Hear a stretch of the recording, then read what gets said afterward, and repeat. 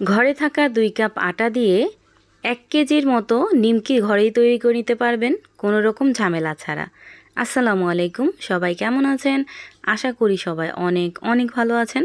এভাবে নিমটি তৈরি করে প্রায় 1 মাস পর্যন্ত আপনারা শুকনো একটা কন্টেনারে ভরে সংরক্ষণ করে রেখে দিতে পারবেন।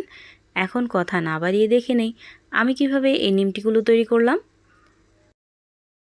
প্রথমে আমি 2 কাপ পরিমাণ আটা নিয়ে নিব।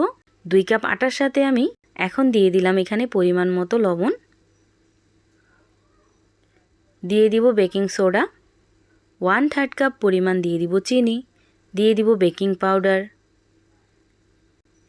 সামান্য পরিমাণ দিয়ে দিব ইস্ট, দিয়ে দিব 1/2 চামচ পরিমাণ কালো জিরা, 1/2 চামচ দিয়ে দিব ঘি, দিয়ে দিব 2 থেকে 3 চামচের মতো রান্নার সাদা তেল।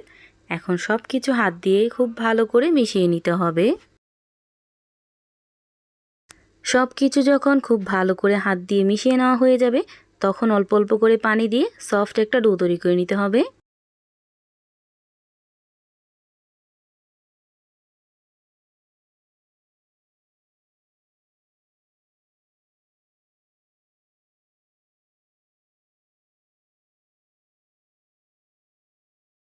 এই তো ডোটা তৈরি হয়ে গেছে। এখন আমি এই ডোটাকে ভিজা একটা রুমালের সাহায্যে ঢেকে রেখে দেব আধ ঘন্টার জন্য।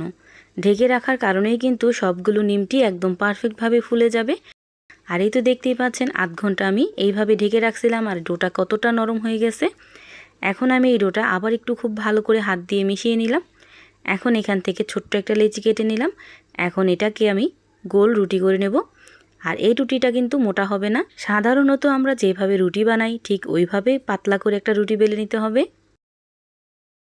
পাতলা করে আমি একটা রুটি বেলে নিয়েছি। এখন আমি একটা চাকুর সাহায্যে বা একটা পিজা কাটারের সাহায্যে আমি নিমকির শেপগুলো দিয়ে নিব। আমি এইভাবে নিমকির শেপগুলো দিয়ে নিতেছি, আপনারা চাইলে আপনাদের পছন্দ মতো নিমকির শেপগুলো দিতে পারেন। এভাবে নিমকিগুলো তৈরি করলে খেতে কিন্তু অসম্ভব মজা হয়। বাসায় অবশ্যই একদিন ট্রাই করবেন, ইনশাল্লাহ আপনাদের কাছেও খুবই ভালো লাগবে।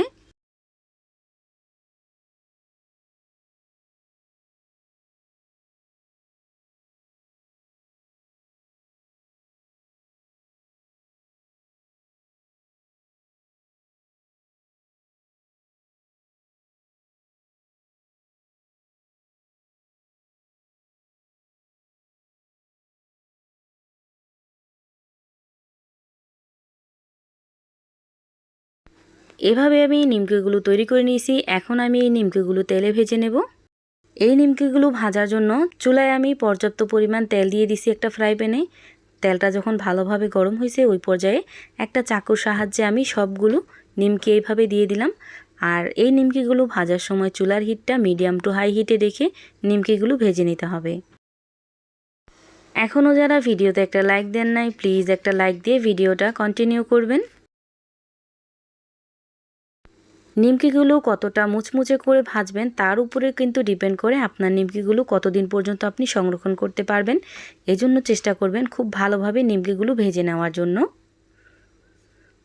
আর এই তো দেখতেই পাচ্ছেন উল্টিয়ে পাল্টিয়ে খুব ভালোভাবে আমি সুন্দর একটা কালার করে ভেজে নিছি। এখন আমি সবগুলো নিমকি উঠিয়ে নিব। এই তো তৈরি হয়ে গেল মজাদার মুখরোচক নিমকিগুলো। আমার এই ভিডিওটা যদি ফেসবুক পেজ থেকে দেখে থাকেন তাহলে আমার পেজটা ফলো দিয়ে রাখবেন।